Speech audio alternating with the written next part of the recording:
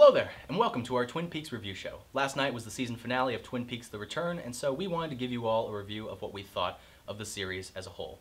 And so today, we've got an assortment of donuts and coffee, as well as Twin Peaks The Secret History to solidify our nerd status. And so before we get into Twin Peaks The Return, if you want to hear any of our thoughts on seasons 1, 2, and the movie, let us know and we could put that together as well. But today we're going to be talking about Twin Peaks The Return. Yeah. So let's get into it. Yeah. So a big part of the viewing experience is the expectation of the audience. And so we had very different expectations, totally. I think. I started watching it a little before you because you were still catching up. Yeah. So as I was watching the series, I had the expectation that it was going to be about Cooper. And although it is kind of about Cooper initially, it's really not. It's about Dougie Jones and then Evil Cooper, who you could call Bob Cooper or Mr. C or whatever you want. There's a whole lot of names for him. Yeah. And so my expectation really let me down because I expected when he became Dougie Jones that it was going to be over in a couple episodes. Yeah. I was like, this is a silly little arc, and then they'll move on and they'll come back to Twin Peaks, and then the rest of the series will have some fun, some good old Twin Peaks fun. But that doesn't happen. No, definitely not in part 1 to part 8. Mostly, not too much happens in that, especially like part 8 being like a finale of the first half technically. It's like another story.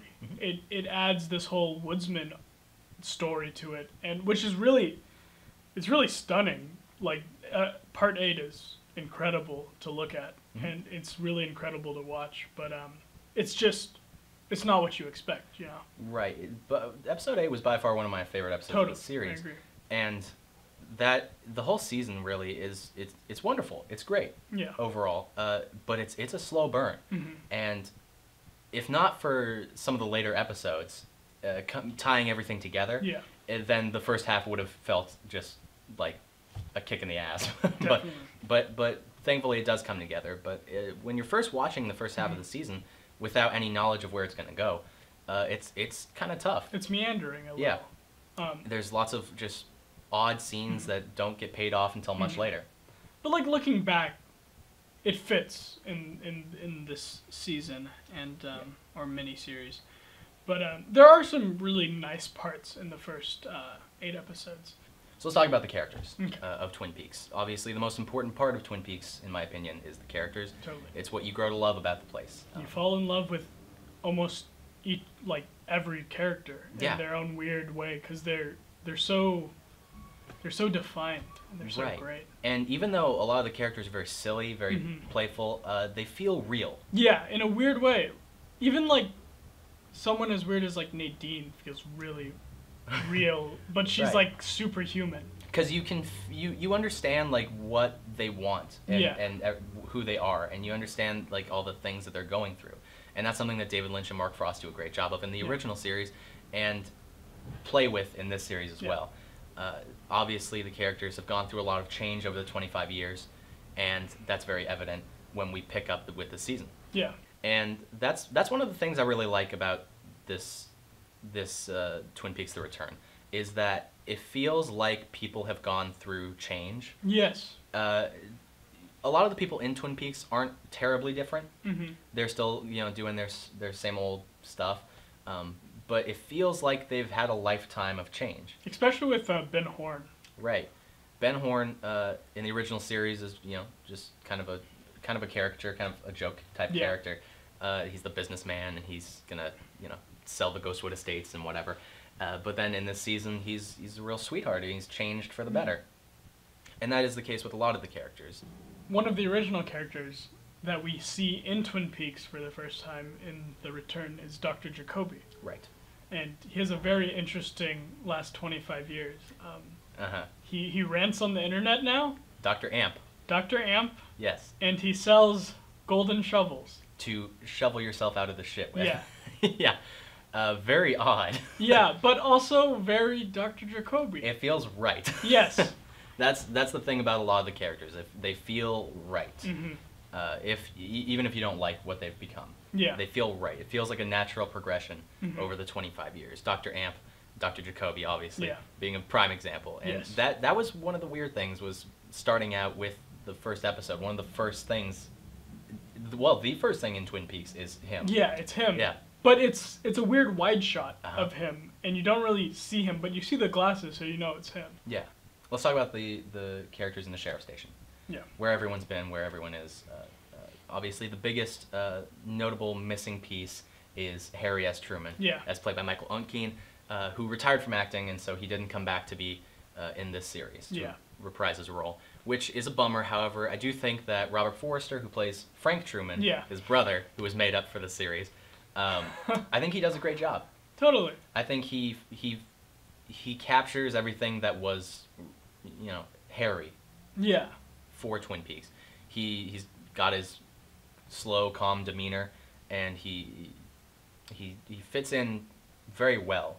Because Yeah. one of the things that a lot of people were worried about with this season was that the A-list cast members, the new cast Yeah. members, were going to overshine some of the old people, or they were going to make it feel strange. Because there are a lot of A-list stars, like Michael Cera's in it, Tim Roth and Jennifer Jason Leigh. Like, it's a crazy cast. Naomi Watts. Yeah, it's a big cast, and you mentioned Michael Cera, who Yeah. plays Andy and Lucy's son, Yeah. who is also like Marlon Brando. Yeah, and again, that's like one of the funnest parts in the first half. He has like a 4-minute monologue about traveling the world. And I feel like that thing, that monologue, that scene, that kind of encompasses the whole season, honestly. There's a lot of odd meandering. Yeah. And also meandering has a negative connotation, but I Yeah. don't think it's a bad thing. And also in the sheriff station, we still have Andy, we still have Lucy. Yeah. They're still exactly the same, more Yeah. or less, but they are happy together, which is nice to see. Yeah. We have now Frank Truman. We have Hawk, Hawk, yeah. who is a main character, which Yeah. is really great to see. Yeah. Because he feels like the Twin Peaks Sheriff Department. Yeah. He's always been a very undervalued character, I feel, Totally. in the original series, and so it was good to see him get his due. Mhm. He gets a lot of time with Margaret, the log lady, who I was shocked to see was in the series. Yeah, me too, because she passed away in 2015. Right, and quite a few of the actors passed away, and they were able to get Yeah. them on the show, which was amazing. pretty cool. And she gets quite a bit of time this Mhm. season. She talks to Hawk over the phone. Obviously, she was very sick at the time, so she Mhm. couldn't do a lot, but she talks with him over the phone and gives him important information. Yeah. And when we get into the second part of the series, she gives like a stunning performance, Yeah. farewell performance. It was beautiful to see. And then lastly, in the Twin Peaks Sheriff Department, the most satisfying character, Yep. Bobby Briggs, is now Yeah. a police officer. Yeah. Which is just it's such a lovely thing to see, because you could tell that in the original series, that's where he was heading. Mhm. Maybe not Sheriff's Department, but you could see he was trying to straighten out his path. Yeah. He was trying to become a better person, because he starts off as a total shit. Yeah, exactly. But then now it's good to see that he's grown up, Mhm. and he's gone through a lot of change, and he's sort of now like his father, Yeah. which is Totally. a great thing to see. So outside of Twin Peaks, in Las Vegas, Right. where actually most of the first half takes place, Mhm. Evil Cooper makes another, like a doppelganger Cooper again. Yeah. And he has his doppelganger Cooper that he made like in the 90s has an entire family now. Mhm.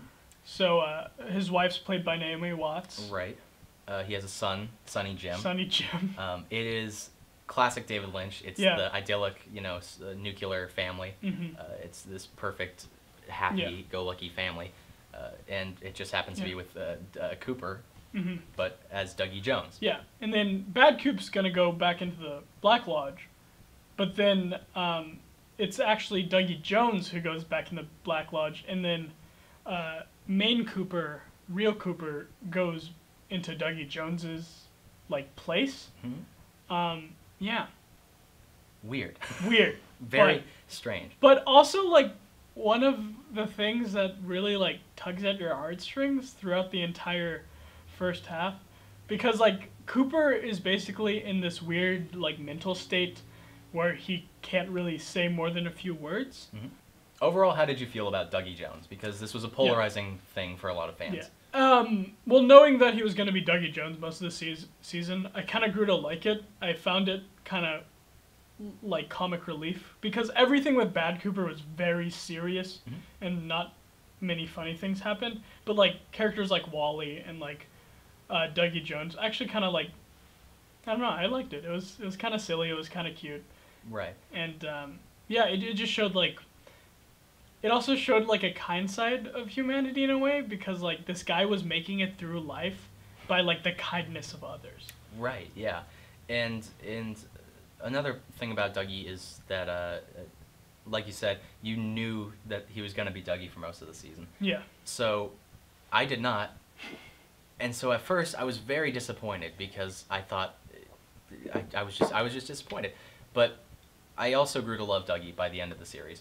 And I feel like everyone, that whole family, is a beautiful sort of there's a beautiful message there, a few, and it plays with some of the things that made the original Twin Peaks so great, also, and that's with the ability to mix comedy with just dark, awful things. Like you said, you have Evil Cooper, who is off doing just the most violent, evil, visceral things. And then you cut back to Dougie Jones, who is, saying words that... He's experiencing coffee for the first time, and he's like... Right, yeah, he's on this very silly adventure. Yeah. And at no point did it feel like obviously it's a sharp contrast, but it didn't feel like it didn't blend. Yeah. And that's something that it's such a hard thing to do. Because just the difference in tone between Dougie Jones, Evil Cooper, and then things happening in Twin Peaks. That's a lot to juggle. Yeah. And part of the first 8 episodes, plot-wise, that is at first difficult to get through, is that you can see that there are so many things being built up. Yeah. And you don't know how they're going to come together. You have no idea in what way they're going to come together. And so that, I think a lot of fans were struggling with that at first. They were having trouble sort of trying to figure out how this was all going to work out. And it just introduced so many new characters too, and you're like, well, how do these people fit in? And like, how do the Mitchum brothers fit in? And it's not just that, like, how are the new characters going to fit with the old characters? The new characters are taking over the first half, more or less. It's more stuff is happening outside of Twin Peaks than inside of Twin Peaks, which is another thing the fans, I think, got up in arms about. You don't get to see Twin Peaks a lot. No. You don't get to see a lot of storylines happening in Twin Peaks. The most Twin Peaks you get is seeing Kyle MacLachlan with black slick back hair. Yes. Yes. And also you see like Gordon, Albert, and Tammy Preston all doing their stuff together with Diane. And yeah, that's pretty interesting too, but it's, again, doesn't happen in Twin Peaks. Right. And you mentioned the Gordon storyline. Gordon and Albert are the top 5 bill, I'd say. Yeah, like they're the two of the top 5 characters in the season. Yeah.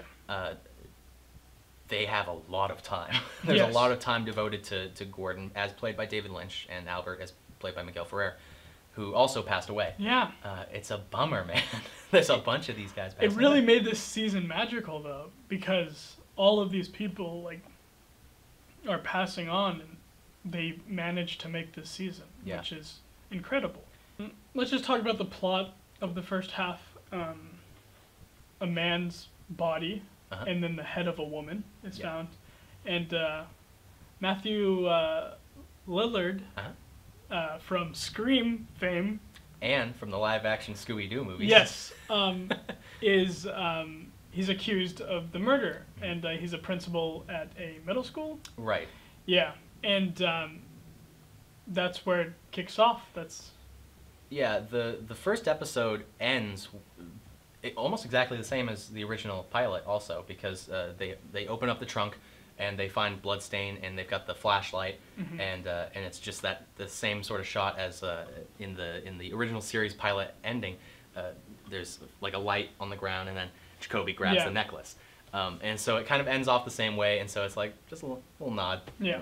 Body is found. Matthew Lillard is accused, and that's what kicks off all of the outside of Twin Peaks plot. Yeah. More or less. It's because of this that then things start happening with Evil Cooper. Yes. And also that's how David Lynch, as Gordon, and Albert, and Diane all start to get kicked into the plot. And is that pretty much it? Not a lot happens in the first, because one of the difficult things was in these first 8 episodes, there are so many characters to juggle that you can only see you could see all of the characters, and they managed to get a lot of the characters in there, but they are only able to do one or two things.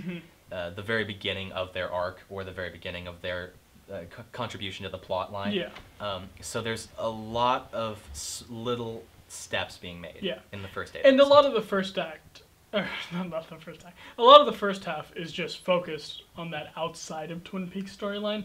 And then in the second half, it kicks in to like having storylines with almost all the original cast. Right.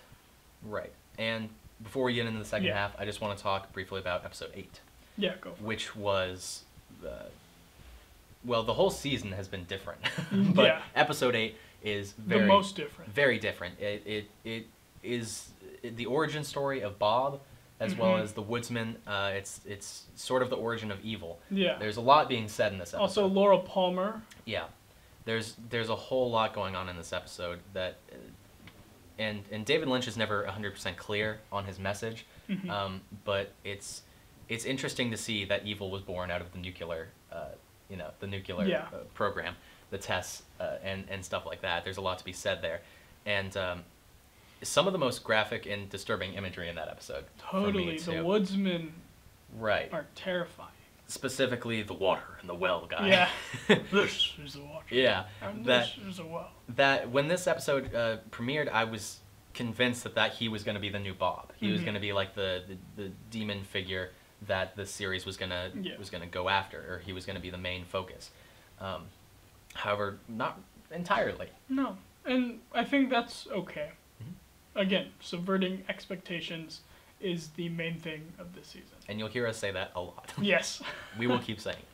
There are also Roadhouse performances. Right. At the end of almost every single episode, and again, it's really great. And it's a different way to end episodes, and it's a great way to end episodes.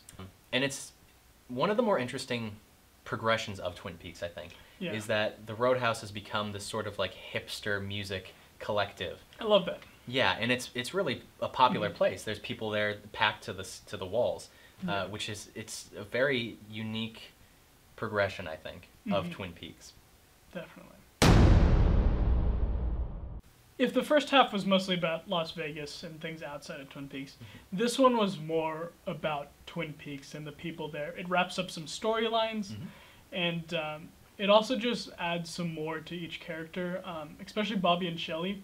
Right.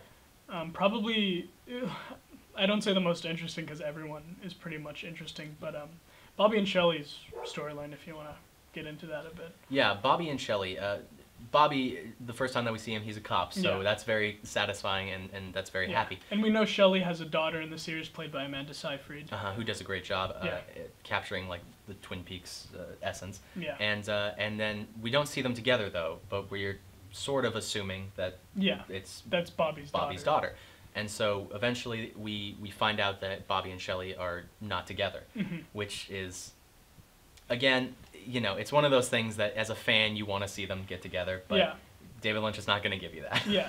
And the thing is, like, Bobby's straightened out his life, and Shelley seems like she's a lot more mature than she was, but she's still dating, like, a drug dealer, and, like, she's into bad boys still, and, you know, it's just sad to see that Bobby straightened out his life, and it gives you a lot. It gives you a lot about Shelley, and it gives you a lot about Bobby. Yeah. And it's one of those things that just, it feels like life. Like we mentioned earlier, the characters all feel real. A lot of the decisions that were made feel like real life decisions. Yeah. Not everyone gets to be together. Not everyone gets to be happy. And that's the case with Shelley and Bobby. Yeah. And the sad part about Shelley's daughter is that she's in an abusive relationship like Shelley was in the original series. Also, a couple, Ed and Norma. Yeah. Ed and Norma. The most satisfying thing of the return. Absolutely. Because, like, I told you after this episode aired, like, even if the finale, like, sucks, even if everything sucks from now on, at least Ed and Norma got together, you know? Right. And just the way it happened, just with Nadine coming over and learning a lot about herself and giving him his freedom, which leads to a funny line of Ed coming in and saying, "Nadine gave me my freedom." Yeah. And it was great to see, because you sort of expected Bobby and Shelley to be together. Yeah. And you expect Ed and Norma to get together, and when we first see them, they're not. No. But you really think so though, also, because yeah. he sits down for dinner at the Double R and they're talking and Bobby's like, "Oh, I can go somewhere else." Yeah. But Ed's like, "Oh no, sit here." And then a guy comes in and you're like, "Wait, who's this guy?" And then he like kisses Norma and you're like, "Oh no." It's heartbreaking at first, but then David Lynch gives us a little something. He gives us just a little something, and they get together. Yeah. And it is done in such a beautiful way that makes you just tear up and you're like, everyone's favorite from the original series, Audrey Horne. You don't see her in the first half at all. Right. First time you see her is in part 12. Mm-hmm. And it's a weird scene with a man in a chair and she just keeps yelling at him. Yeah. And it's like very aggressive and very mean and you're like, what is this? Yeah, you get the sense that something is not right. Yeah. And fans start to theorize very quickly there about what it could mean. Yeah. And she keeps saying that they need to go to the roadhouse, they need to look for Billy. Mm-hmm. And the man is being very rational, and he's saying, like, okay, just get your coat and let's leave, go ahead. Like, Yeah. he's basically saying, like, you take the initiative, like, let's go. Mm-hmm. And you never find out who Billy is. Right.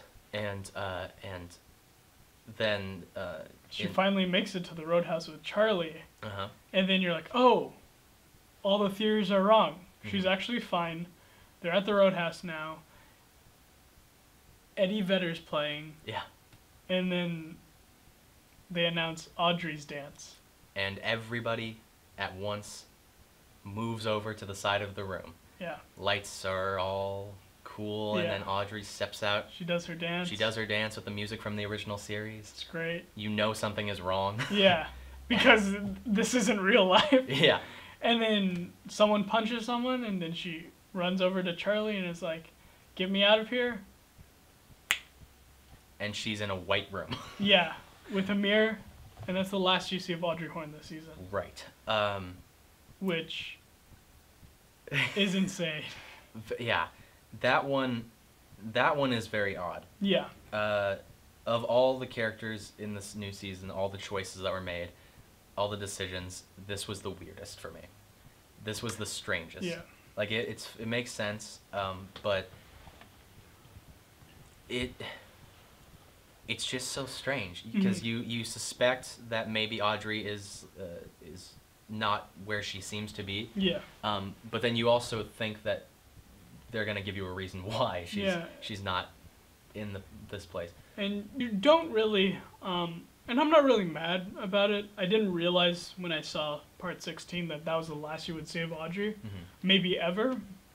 Hopefully not, but probably. And in a way, it is a perfect end. Mm-hmm. She gets to do her dance again, and then it confirms that she's not where she is, you know?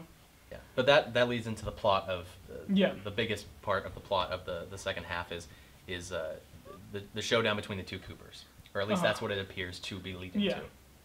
And the whole you think maybe it'll be wrapped up pretty fast, but again, it's throughout the whole season, and they're both on their own way. Like, Bad Coop beats someone in arm wrestling Right. and takes control of this entire mob, which is kind of funny. Right. Very David Lynch. Mm-hmm.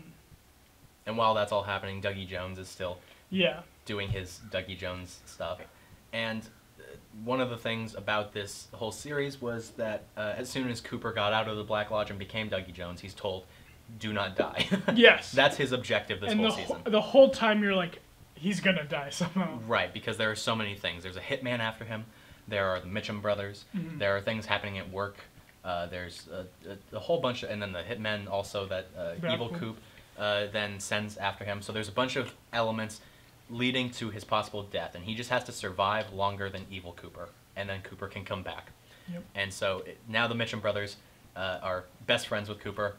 They buy his son a play set for his backyard, and also just a small thing. Since Cooper became Dougie Jones, he's made that family's life so much better. Yeah, he made Dougie Jones's life... Like, Dougie Jones isn't a real person, really. He's like a doppelganger, but still, he made his life so much better. Right, and he made his wife and his son much happier. Like, they were in debt in the first half to like the mob. Right, and everything comes together for them, and they're a happy family. Yeah. And with the Mitchum brothers on their side now, and things going well at work, it's all coming together for Dougie. And Dougie's eating a slice of cake, and then Sunset Boulevard's playing, and you hear Gordon Cole, and then he electrocutes himself. Right, he sticks a fork into the outlet, and he's back. Cooper is back. 100%. 100%. And it was very satisfying because I believed they weren't going to ever get him back. Yeah. I thought that David Lynch wasn't going to give us that. But fortunately, we do. He comes back, and he leaves a message for Gordon, and he drives off with the Mitchum brothers, and they go. Twin Peaks music is playing. Yeah, Twin Peaks music is playing. And he tells his family that he has to go, but he'll be back. And he leaves Naomi Watts and his son at the casino with the promise that he'll be back. Yeah. And to touch on it briefly, the FBI is with Matthew Lillard. His whole thing was that the woman that died was one of his closest friends and also one of his lovers, or his only lover, I guess. But they went to the White Lodge with Major Briggs, and that's their whole thing. And one of the woodsmen kills Matthew Lillard, and there's a hilarious line by Gordon Cole when he says, "He's dead." Yeah. And yeah, that's basically their plot. It doesn't go. It goes places, but it's mainly about like getting Cole on the trail of bad Coop and like real Coop and everything like that. And then lastly, also with Gordon and Albert and Tammy and Diane, Diane has been texting someone. A big part of the season. Totally forgot. Diane's been texting someone, Yeah. giving coordinates and receiving mysterious texts. Yeah. And you don't know what that's all about for all of the season until episode 16. And so it's she gets a text message. She goes up to the hotel room where Gordon is. She has a gun in her purse. She has a gun in her purse, and she goes in and has this amazing monologue, which ends with her then attempting to kill Albert, Gordon, Tammy, whoever she decides to shoot at. However, Tammy and Albert shoot her up, and it's revealed that she's a doppelganger. Yeah, which is huge reveal. Yeah, so Diane this whole season was a doppelganger, which makes a lot of sense with how strange and how different she was. Yeah. But it wasn't. It was right. It felt good. Yeah. And so she was a doppelganger. She was created by Bad Coop. And now she's gone. Which begs the question, where is the real Diane? Yeah. Part 17, how'd you feel? Part 17, it starts off very fast. Yeah. It gets going real quick. It's mostly taking place at the Twin Peaks Sheriff's Department. Yeah. Basically, Coop is trying to race up to the Twin Peaks Sheriff's Department. Yeah. Evil Coop is also trying to get there, and they're going to converge at some point. And so Evil Coop uses a cheat code. Yeah.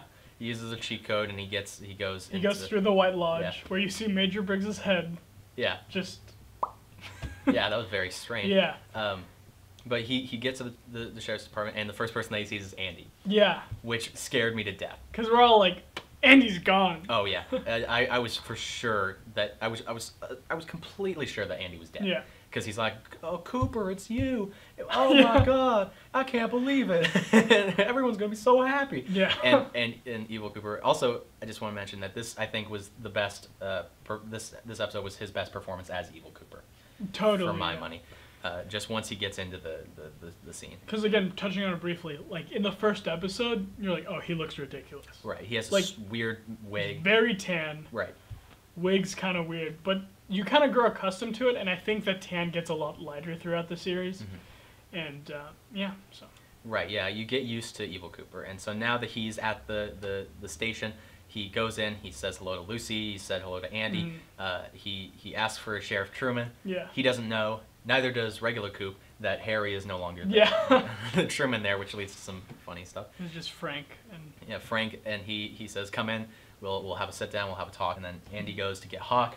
Yeah. And God, the intensity of this episode was high level intensity. Because again, we didn't touch on it in the part 2, but James and this guy Freddie are both like both people who work at the Great Northern, and James from the original series, and then Freddy, who's a very Twin Peaks character in a weird way. Like, we've never seen a character like him, but he's very Twin Peaks. Right. He just has a rubber glove on, and he's like, "This is my destiny." Yep. He was sent to Twin Peaks by the fireman, the giant, to fulfill his destiny. Yeah. And he and James are in the holding cell for the moment, and Evil Cooper is talking with Truman, and Good Cooper is trying to get to the sheriff's station. He calls Sheriff Truman. Yeah. Oh, in a great scene. Great scene, and he says, "Harry, are you there?" Or Yeah. something like that. And then he says, "No, this is Frank Truman. Who are you?" He's like, Yeah. And he realizes now Cooper is on the phone with him as well as sitting in front of him. Yeah.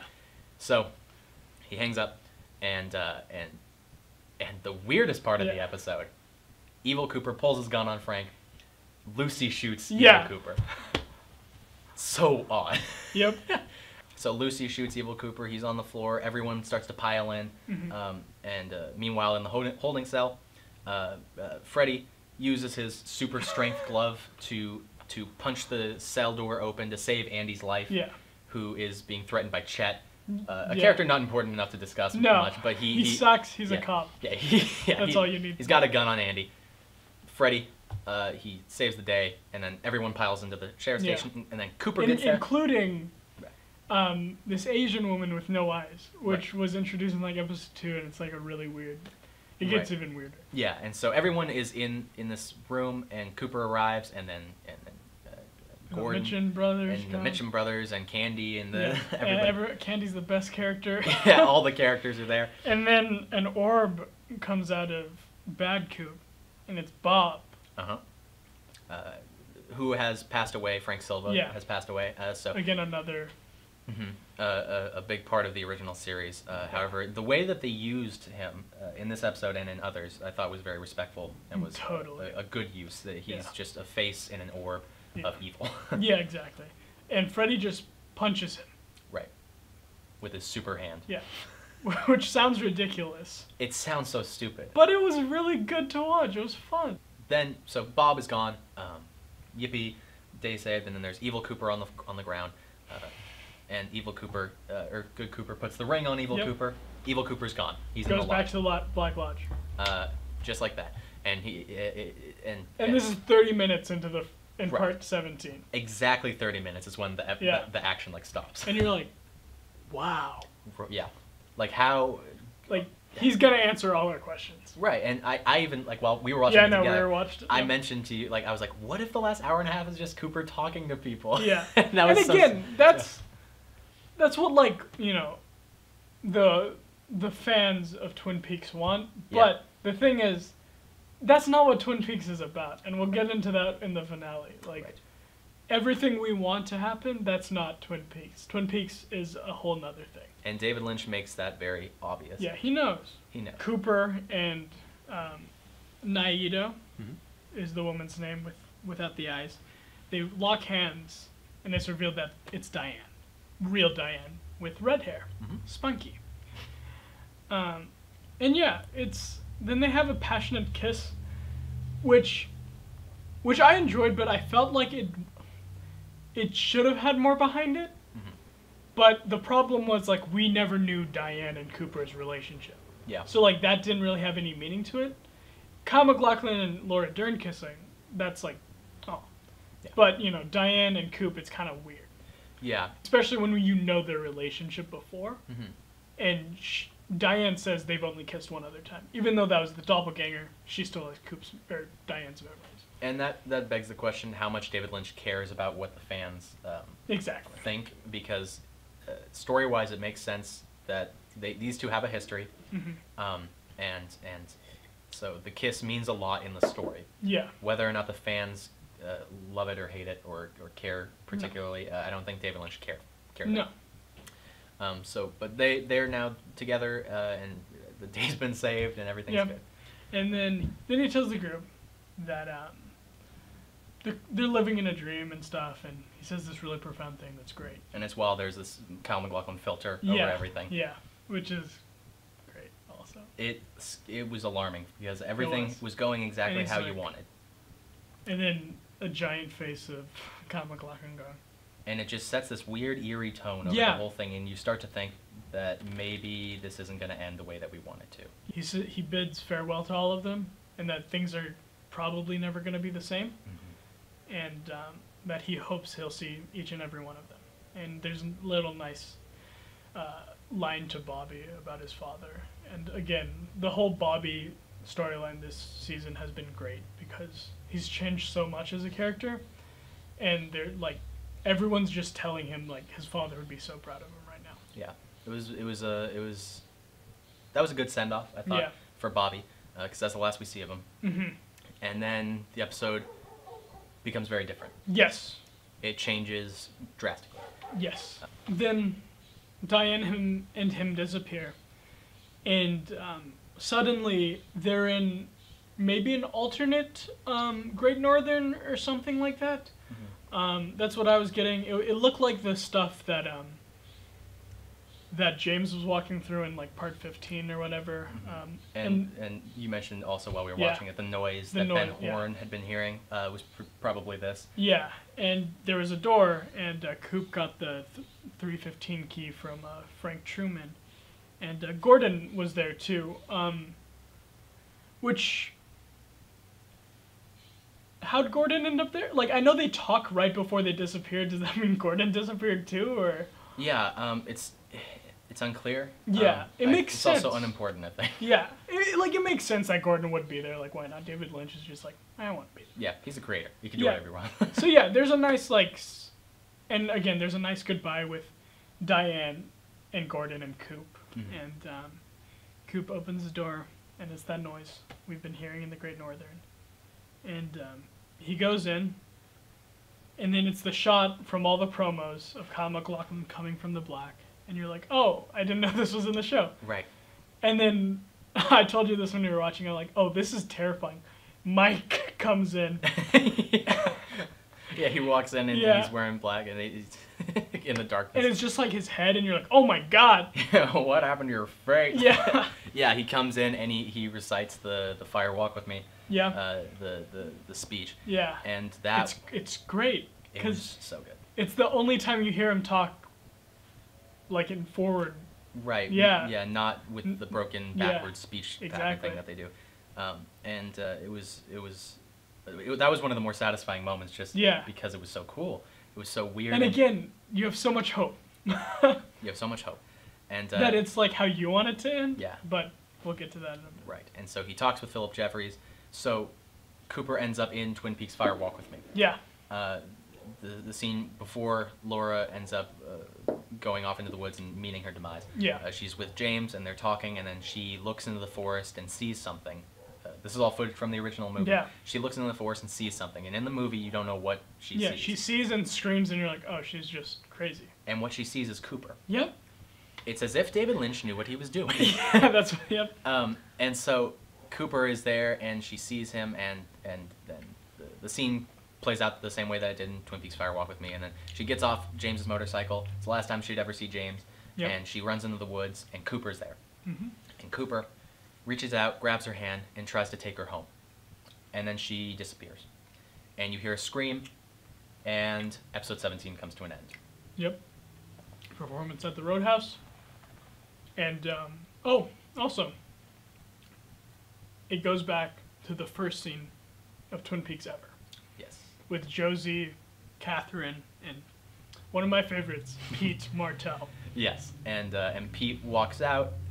He's out, I'm going fishing. Yeah, and he walks out. Laura's body disappears. Body's gone, and he walks past, and then he just goes fishing. Yeah.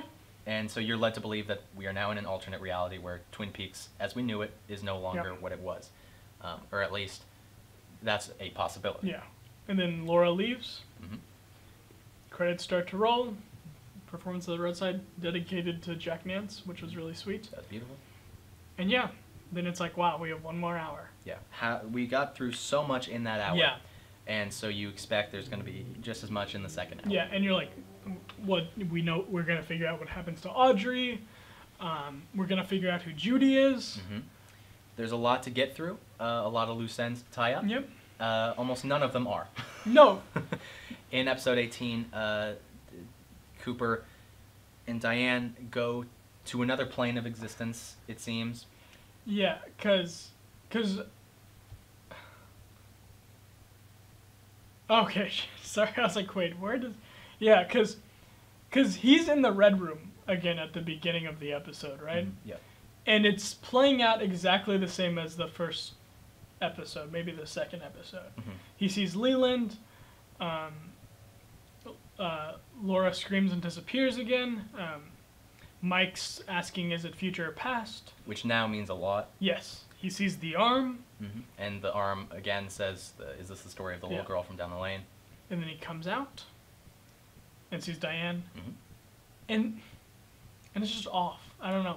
Something doesn't feel right. Cooper's just kind of off the rest of the episode. And then they go to a motel. There's a sex scene between Diane and Cooper, and something just doesn't feel right. Yeah. She's very into it. But he just has the stern Bob Coop look on his face. Yeah, and then she starts to cover his face with her hands, mm-hmm. and it's a very weird scene. It's a very long scene. There's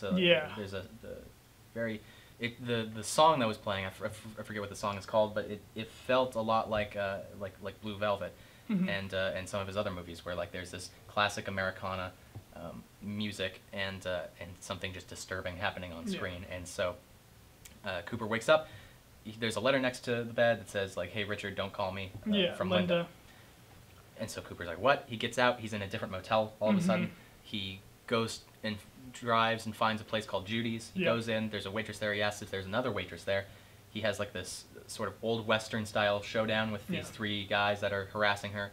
Asks for the other waitress's address. Goes to her house. Knocks on the door. And it's none other than Laura Palmer. Yeah. Well... So we think. Yeah, she turns out to not be Laura Palmer. Carrie Page. She is Carrie Page, and she is living in Odessa, Texas. Yes. And Cooper basically interrogates her, asks her if Laura Palmer means anything to her, asks her if she is Laura Palmer, do you know your parents, do you know where Twin Peaks, and all of that. And he convinces her to come with him to see her, Sarah Palmer. Yep. And this is around the 30-minute mark. Right, and so there's 30 minutes left in this series, because we know that this is the end.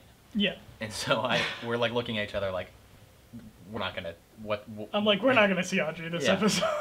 And so it's a good 20 minutes of them driving. And what's weird is like the first half is dedicated to like you see Dougie come back in a doppelganger made of Coop. Yeah. And he meets up with his family, which is sweet. Yeah. But then it's a bunch of scenes we've seen already. And then it's like this weird sex scene with Diane. Mm-hmm. And then now we're going on a road trip with a woman who is played by the same actress as Laura Palmer, but is she Laura Palmer? Yeah, and so they drive in the darkness for a long time. There's not a lot of talking. Yeah. Something just feels weird and wrong. And they end up back in Twin Peaks. They go past the Double R. They drive through town. They manage to get their way up to the Palmer's house, walk up to the door. There's a woman there. Yep. Answers the door, and Cooper again interrogates her. Do you know where Sarah Palmer is? Is this your house? Who did you buy it from? Mm-hmm. And the woman is of no help. Yeah, and she says Alice Tremond, which is a big character in the Twin Peaks lore. Right, that is the old woman that was in the Meals on Wheels program. Yeah, but then she was also not real. Yeah, and she had the grandson who Yeah. was in a suit and doing magic and stuff. Mm-hmm. And so in 1989, when Twin Peaks, the original series, takes place, she is an old woman. Yeah. She is a young woman, or younger, Yeah. in the Palmer's household, and she closes the door. They walk down the steps, walk over to the car. Yeah. Look Coop's back. very defeated. He's defeated. He thinks for a moment, asks, what year is it? Laura looks up at the house. You hear, I believe, Leland. Leland or Sarah. Uh-huh. One of the two says Laura. It says Laura, and then she screams again. The same scream. Frightening scream. Yeah, and then the lights go out in the house, and then everything goes black. And then it comes back. It was a long time in the black, it felt like. And I was just like, is it over? Yeah. And then it comes back, and it's Laura whispering to Coop. And you're like, she's going to say the year, or whatever. Nope. Starring Credits Kyle start- MacLachlan. Yep. And then the credits roll. start to roll. And that's the end of Twin Peaks. Yeah. How did it feel for you? Wow, weird.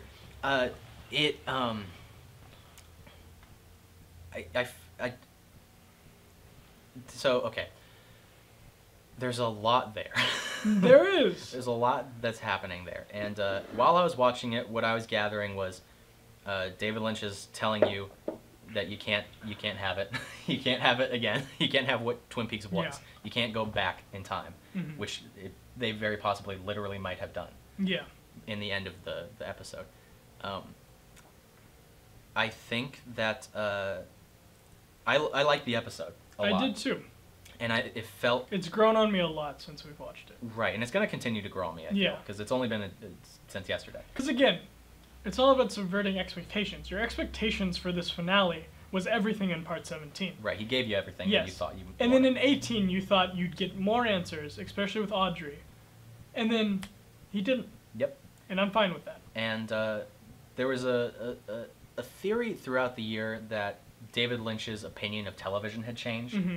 That in the original Twin Peaks, it was all about community and it was about bringing people together, and that was what television could do. It could bring people together. Yeah. We saw this happy community. And then in this season, it's very isolated. All the characters are isolated Yep. and sad and shells of what they used to be. And that started to wear off as the season went along. And so I thought that the finale would end with David Lynch's sort of summation of that idea. Yeah. That that's what TV had become, was isolating, and that he was going to bring everybody back together, and it was going to be just like the old times, and TV was going to be a communal thing again. Yeah. And all the characters would be back, less isolated and happy. However, it ends with a different message than I expected. Or at least the message I think. Because Mhm. if anybody tells you that they know what happened at the end of Twin Peaks, they're lying. Yeah, to you. no one knows. People Yeah. can theorize. David Lynch is never going to tell anyone. Right, because he's never told anyone anything about the message behind Yeah. any of his movies. So I feel like David Lynch is just playing with us and saying that you can't go back home. You can't go back to Twin Peaks. It's not going to be the same. You can't change the past because then that affects the future. Yeah.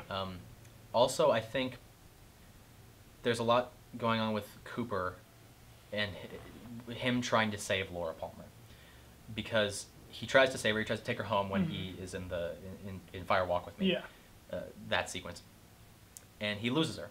Yep. And he then he sort of goes into this another sort of realm. Well, so he loses her, and it shows that Laura doesn't die in the original Twin Peaks. Then he goes into another thing, and Laura, maybe it's in the past, and Laura is a different person.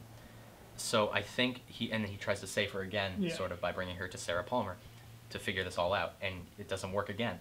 So I think that Cooper is sort of in this, he's destined to fail to save Laura Palmer, and Laura Palmer is destined to die. Yeah. Or at least not to live.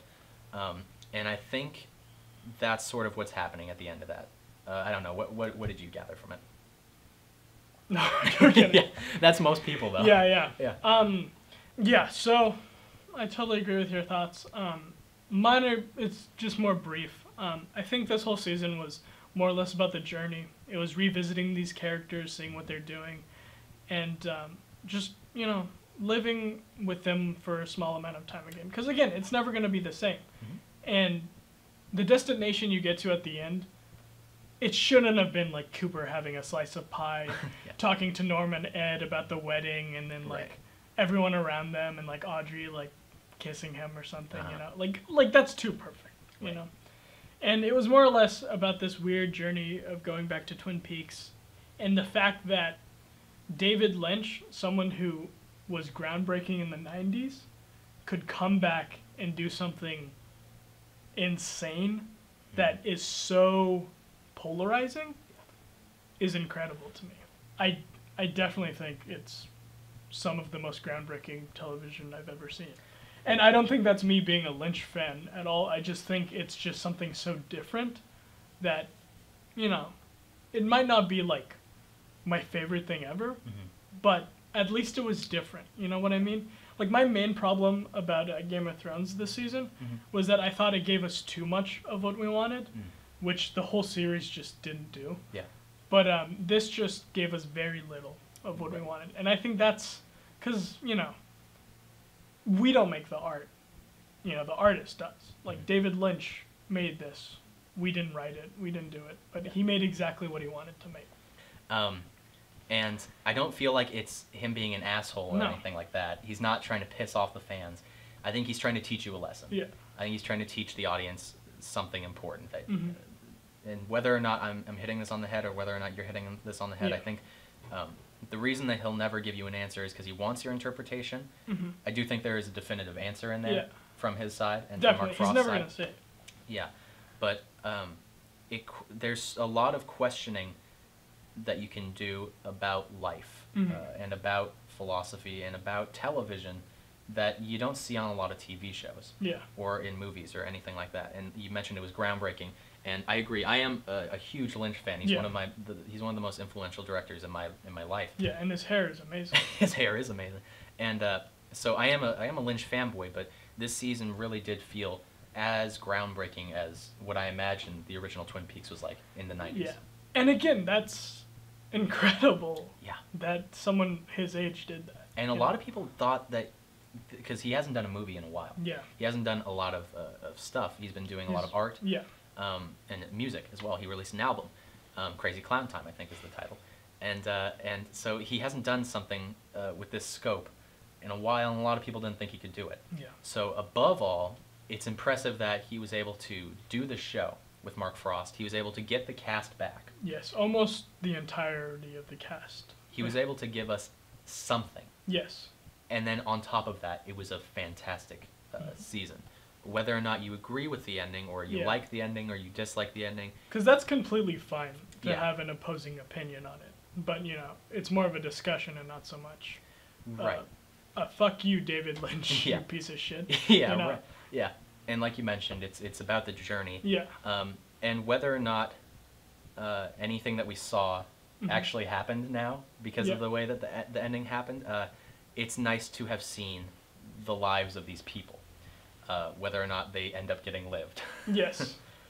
And, right after I watched it, I wanted maybe a season 4 or a movie or something, but like you just phrased it right now, I think this is a perfect end. Yeah. Because it also plays, I know he probably didn't mean to play on this, but it also plays on the fact, like, the cinematic universe nowadays, Like, what's canon and what's not. And it's like, it doesn't matter what's canon and what's not. It's just what happened, Yeah. And the journey that you took to get there, and the lovable characters. Like, in my mind, Ed and Norma are still together. Yeah. And they're happy. And, maybe Audrey's happy, too, in her weird white room. With a mirror. With a mirror. Yeah. Her by herself. Yeah. Overall thoughts on the season, real fast? It was not what I expected. That's what David Lynch does best, and it was highly satisfying, highly frustrating, and I loved every minute of it. Yeah, I tend to agree. Sometimes it was like, where is this thing going? But then, other times it was like, this is perfect. And I think it's, again, we said it before, but I think it's exactly what Lynch wanted to make. Right. And I'm glad that he got to make it because, who would have guessed Twin Peaks would have come back in 2017? Right.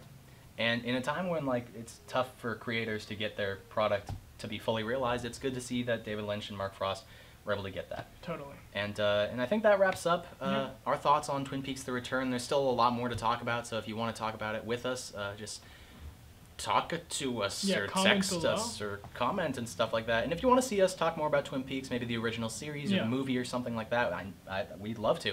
We would. So thank you so much for watching, and have a nice day. Yeah.